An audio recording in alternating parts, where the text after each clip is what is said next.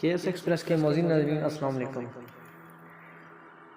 ناظرین، معروف گلوکار عاطف اسلم کا کہنا ہے کہ میں نے اپنی بیوی سارہ سے اس لیے شادی کی کیونکہ انہیں میرا میوزک پسند نہیں تھا۔ پاکستانی گلوکار عاطف اسلم نے ایک برطانوی نشریاتی ادارے کو انٹرویوز دیتے ہوئے انکشاف کیا کہ ان کی اہلیہ سارہ کو ان کا میوزک پسند نہیں اور اسی لیے انہوں نے سارہ سے شادی کی۔ عاطف اسلم نے سارہ سے شادی کی وجہ بتا دی۔ عاطف اسلم نے اپنے انٹرویو میں کہا کہ میں بہت مصروف ہوں لیکن میری اہلیہ مجھ سے اس بارے میں کبھی شکایت نہیں کرتی کیونکہ انہوں نے مجھے دیکھ کر شادی کی۔ انہوں نے میری موسیقی یا میری شہرت کو دیکھ کر مجھ سے شادی نہیں کی۔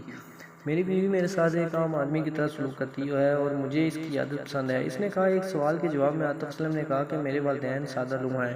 انہوں نے مجھے اس طرح پالا کہ انہوں نے مجھے ہمیشہ زمین پر رکھا۔ گلوکارہ نے کہا کہ میں ہمیشہ سوچتا ہوں کہ اپنے رب کا شکر کیسے ادا کروں جس نے مجھے اتنی نعمتوں سے نوازا ہے، جبکہ انڈسٹری میں مجھ سے زیادہ ہنرمند فنکار موجود ہیں۔ اپنے کیریئر کے شروع میں مجھے نہیں معلوم تھا کہ کس سے ملنا ہے اور کیسے ملنا ہے، کپڑے کتنے اہم ہیں، ڈیزائن کتنا اہم ہے۔ میں کالج کے لڑکے کی طرح رہتا تھا، یہ میرے لیے بہت مشکل وقت تھا۔ انہوں نے کہا تھا کہ ان کا کہنا تھا کہ جب انہوں نے گٹار بجانا شروع کیا تو اس وقت انہیں گٹار کے بارے میں کچھ معلوم نہیں تھا کہ یہ ایک خاص دھن کے ساتھ بجایا جاتا ہے۔ ان میں سے کچھ اچھی دھن تلاش کرنے کی کوشش کر رہے تھے۔ انہوں نے کہا کہ میں نے گلوکاری میں اپنا کیریئر اس لیے نہیں بنایا کہ میں نمبر 1 بننا چاہتا ہوں، بلکہ اس لیے بنایا کہ موسیقی میری روح ہے اور میں کہتا ہوں کہ موسیقی ہی مجھے خدا بناتی ہے۔